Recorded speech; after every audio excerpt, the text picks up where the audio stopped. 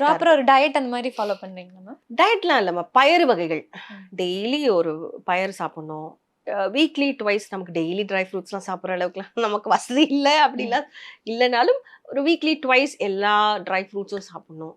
அப்புறம் fruits at least 3 days a week சாப்பிடணும். நான் வந்து ரொம்ப daily daily 3 times you eat that திஸ்லாம் நான் சொல்ல மாட்டேன். நம்ம ரேஞ்சுக்குள்ளே மக்களுக்கு நான் ஷேர் பண்ணுவேன் மக்களே. அதனால அப்படியே வீட்லயே பண்ணக்கூடிய டிஷ்ஷஸ் அப்படிலாம் இருந்துச்சுன்னா ரெசிபிஸ்லாம் சொல்லலாம். ப்ரோக்கலி இருக்குல்ல, இது நானே யூடியூப்ல தான் பார்த்தேன். கொஞ்சம் எக்ஸ்பென்சிவ் தான்.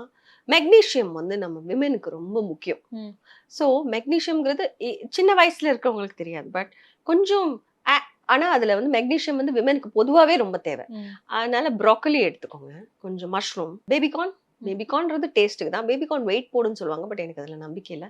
பேபிகார்ன் அவ்வளோதான். கொஞ்சம் சில்லிஸ், ரெட் சில்லி. இது வந்து நீங்க ஃபுட் அவாய்ட் பண்ணிட்டு இதை சாப்பிட்றது. Like breakfast, lunch, what ever. Breakfast வேணா அதில் எக் போட்டுக்கலாம். சும்மா கொஞ்சம் தேங்காய் எண்ணெய் போட்டுட்டு ரெட் சில்லிஸ் போட்டுட்டு கடுகு போட்டு ரெட் சில்லி போட்டு இந்த ப்ரோக்கோலி ஃபர்ஸ்ட் போடாதீங்க, மஷ்ரூம் போட்டு சாட்டே பண்ணிவிட்டு பேபிகார்னையும் போட்டு சாட்டே பண்ணிட்டு இதை லாஸ்ட்டாக இதை போட்டுட்டு ப்ரோக்கோலி போட்டு சும்மா பெப்பர் போட்டு சாட்டே பண்ணி வச்சுக்கோங்க. சும்மா ஒரு 4 ஸ்பூன் ரைஸ் போட்டுக்கோங்க. ஃப்ரைட் ரைஸ் மாதிரி ஆகிடும். இது சாப்பிடுங்க. ரைஸும் கம்மியாக இருக்கும், இது நல்லா ஃபில்லிங்காக இருக்கும், நல்லா டேஸ்டியாகவும் இருக்கும்.